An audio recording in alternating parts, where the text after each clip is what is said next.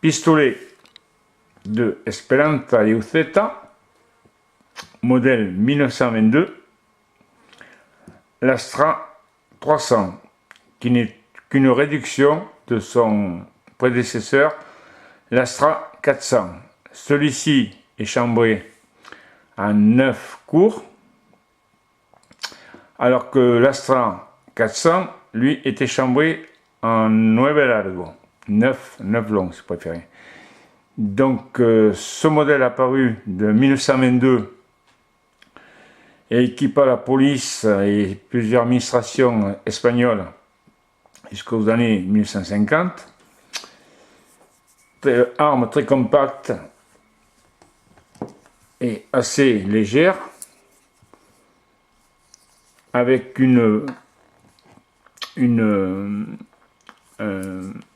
un calibre 380 ACP qui n'est pas courant chez nous, enfin pas trop courant du moins chez nous, alors que c'est un calibre très agréable au tir.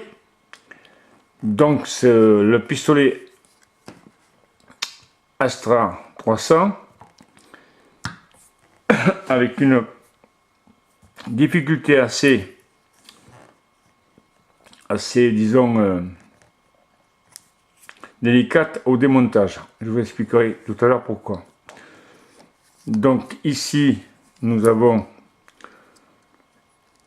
le verrou de chargeur. Il suffit d'appuyer pour le dégager. Voilà, chargeur de 8 coups. Ici nous avons une pédale de sûreté qu'il faut impérativement, disons, presser pour pouvoir déclencher le tir. Ici nous avons une sûreté, disons, facultative évidemment, qui bloque aussi la détente. Et nous avons une troisième sécurité, c'est en fait le fait de sortir le chargeur, il n'y a plus aucune percussion qui est possible. Donc verrou de chargeur, poignée de sécurité, et ici sécurité en facultative de blocage de la détente ou pas. Ici c'est striode de préhension pour pouvoir, disons, l'armer aisément.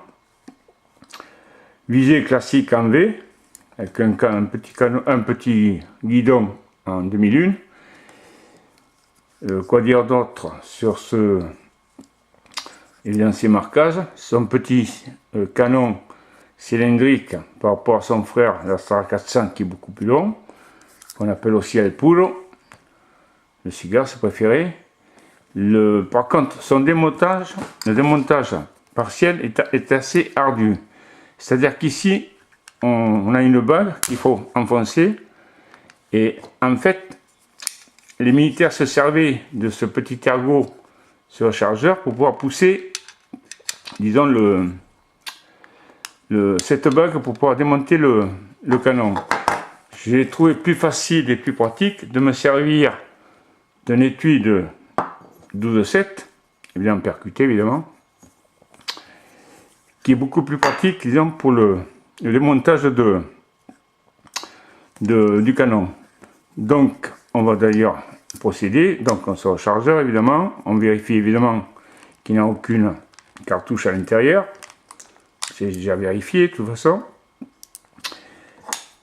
À l'aide de la cartouche, on efface cette bague.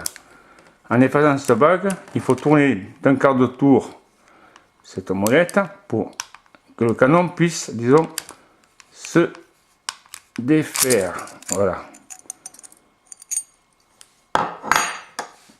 Donc ici nous avons la bague avec sa partie baïonnette qui va s'insérer à l'intérieur de la culasse pour pouvoir verrouiller ou déverrouiller évidemment. Son ressort de rappel de culasse. Ici, nous avons deux petits traits de repère qui servent au démontage du canon, c'est-à-dire qu'il faut amener, attendez, oui, non, il faut d'abord tourner, oui, c'est bien ça, je ne me rappelle plus, j'ai l'air bête là, tac, tac, tac, tac, tac, tac, donc j'ai dit qu'il fallait, oui, manipuler, voilà, exactement, la culasse en arrière, en fait, elle était bloquée par la sûreté. 2. Mettre les repères face à face, tourner le canon d'un quart de tour, et à partir de là, la culasse et le canon. Voilà. Qu'est-ce qui se passe là? Qu'est-ce qui passe? Oui. Voilà. C'est cette sécurité qui se met en route et qui me bloque le démontage. Donc ici, nous avons la culasse avec le percuteur ici. Ici, nous avons la fameuse, enfin les rayures, disons, de la baïonnette de verrouillage du canon. Le canon, disons, avec de très belles rayures, je crois c'est au nombre de 6, exact. Et évidemment, la carcasse, son marteau, la sécurité de chargeur, cette fois-ci, éjecteur, ici des étuis tirés. Ici, nous avons la cuvette de tir, évidemment, avec sa griffe d'extraction. Et la grosse difficulté, donc, je vous disais, c'est... Enfin, difficulté. C'est surtout le remontage de l'ensemble. Donc, pour monter, pour se faire... On prend le canon. On le met... Ici, vous avez une découpe qui est faite... qui pourrait être fait, disons, pour pouvoir laisser passer, disons, les rainures de verrouillage du canon et de culasse. Une fois que c'est en cette position, on peut faire glisser mettre la culasse, mettre les repères, disons, bien, qui correspondent bien, qu'on puisse, disons, tourner le canon, c'est-à-dire reverrouiller le canon, ici. À partir de là, la culasse peut revenir en avant, prendre le ressort de rappel, je crois que j'ai mis du mauvais côté, c'est ce côté-ci qu'on le met, voilà. Ici, c'est la partie la plus délicate, mettre ces deux pièces, disons, en cette position. Une fois qu'elles sont en position, le fait de tourner d'un quart de tour s'enclenchera, disons, sur le verrou.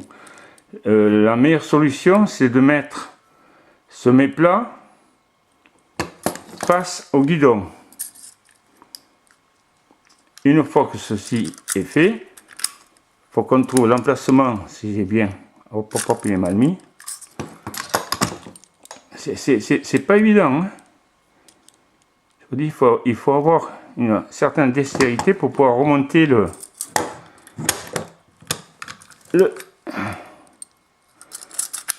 ici, là, à partir de là, on tourne un quart de tour, tac, ça y est, il est fait, c'est enclenché. Voilà, là, ça y est, le remontage est fait. Donc, je vous dis, la difficulté, c'est que normalement, ils doivent se servir du talon, enfin du talon de cette protubérance qui est sur le chargeur pour pouvoir abaisser cette bague, et en même temps après tourner. C'est pas évident. Donc, je préfère me servir d'un étui de 12,7 qui correspond bien, disons, au diamètre de là, et qui, vous voyez, sans problème.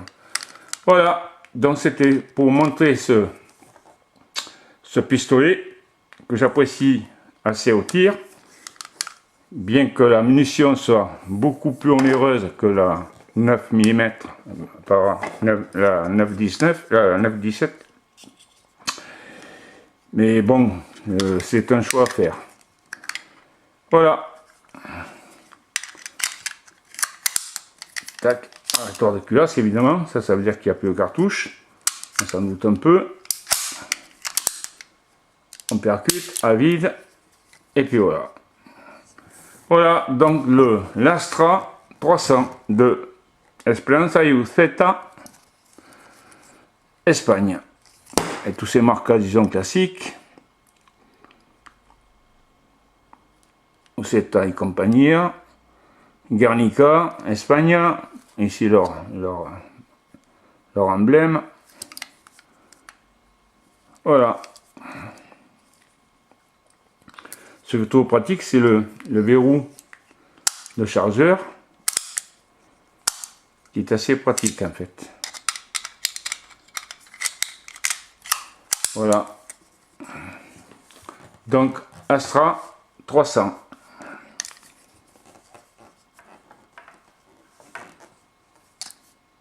C'est une arme assez compacte, qu'on tient bien à la main. Au tir à 25 mètres, c'est correct, bien que ce ne soit pas une arme de match. Mais on peut faire de jolis groupements avec ce calibre-là, qui est très agréable au tir. Ici, leur marquage, évidemment. Astra. Voilà.